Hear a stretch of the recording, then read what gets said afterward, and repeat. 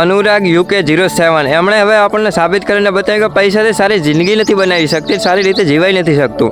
તમે હમણાં Instagram, YouTube ગમે ત્યાં ખોલતા હશો, તમને લાઈવ એક્સિડન્ટ જોવા મળશે. એની કહાની એવી છે કે 6 મહિનાથી તો તે ગાયબ જ થઈ ગયા હતા. અને પછી જ્યારે યુટ્યુબમાં હવે લોંગ વિડીયો અપલોડ કર્યા, એની અંદર એમ કહે છે કે મારે ઘણા બધા પ્રોબ્લેમ છે અને બધી સ્ટોરી બતાવી છે. યુટ્યુબ પર તમે વિડીયો જોઈ શકો છો. પછી એમણે લાઈવમાં જે ઘણા બધા 85-86 હજાર તો લોકો દેખી જ રહ્યા હતા.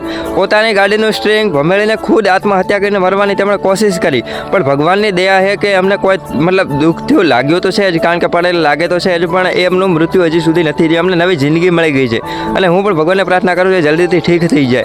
બાકી એક વાત તો સાબિત થઈ, કેટલા પણ પૈસા હોય, ગમે તે પણ હોય, આપણે સારી જિંદગી એની બનાવી શકતા નથી. બાકી તેમનો તમે લાઈવ વિડીયો પણ જોશો ને યુટ્યુબમાં કે ઇન્સ્ટામાં, તો તમારા રૂહ કાપી જશે. એકવાર વિડીયો જુઓ, બાકી તમે કહેજો કે એમને પૈસાથી શું કરી શકે, પણ લોકો જિંદગી સારી નથી બનાવી શકતા.